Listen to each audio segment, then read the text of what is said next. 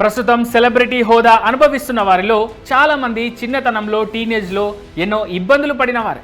పొట్టకూటి కోసం రకరకాల పనులు ఉద్యోగాలు చేసిన వారే. కింగ్డమ్ ఫేమ్ వెంకటేష్ కూడా సరిగా ఇదే కోవకు చెందుతాడు.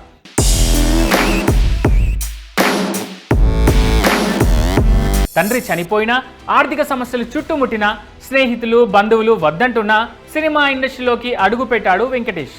ఎప్పుడు ఎక్కడ ఆడిషన్స్ జరిగినా వెళ్ళేవాడు. తన టాలెంట్ చూపించేవాడు. చిన్న రోల్స్ అయినా ఏమాత్రం భేషజాలు లేకుండా నటించేవాడు. ఇంకా మంచి అవకాశాల కోసం సినిమా ఆఫీసుల చుట్టూ చెప్పులు అరిగేలా ఎన్నో ఏళ్ల పాటు తిరిగాడు. సీరియల్స్, టీవీ షోలు, సినిమాలు ఇలా ఏ చిన్న అవకాశం వచ్చినా నో చెప్పకుండా ప్రయత్నించేవాడు. మంచి పేరు తెచ్చుకున్నాడు. ఇలా ఈ క్రమంలోనే కింగ్డమ్ సినిమాతో పాన్ ఇండియా లెవెల్లో గుర్తింపు తెచ్చుకున్నాడు వెంకటేష్. విజయ్ దేవరకొండ హీరోగా గౌతమ్ తిన్ననూరి డైరెక్షన్లో తెరకెక్కిన కింగ్డమ్ సినిమాలో మురుగన్గా నెగిటివ్ షేడ్స్ ఉన్న రోల్లో యాక్ట్ చేశాడు వెంకటేష్.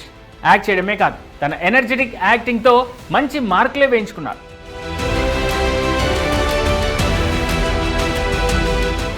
కాస్త వెనక్కి వెళ్తే కేరళకు చెందిన వెంకటేష్ ఓ రియాలిటీ షోతో కెరీర్ ప్రారంభించాడు.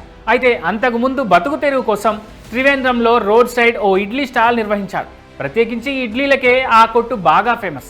అక్కడ రకరకాల వెరైటీ ఇడ్లీలు దొరుకుతాయి. సుడా సుడా ఇడ్లీ అంటే వేడి వేడి ఇడ్లీ అంటూ వెంకటేష్ చేసిన ఒక రీల్తో ఇడ్లీ బండి బాగా ఫేమస్ అయిపోయింది. మలయాళంతో పాటు వివిధ భాషల్లో సినిమాలు చేస్తున్న తీరిక దొరికినప్పుడల్లా తన ఇడ్లీ కొట్టుకు వెళ్తాడు వెంకటేష్. సినిమా షూటింగ్స్ లేని టైంలో తన స్టాల్లో కస్టమర్లకు ఇడ్లీలు సర్వింగ్ చేస్తూ కనిపిస్తుంటాడు.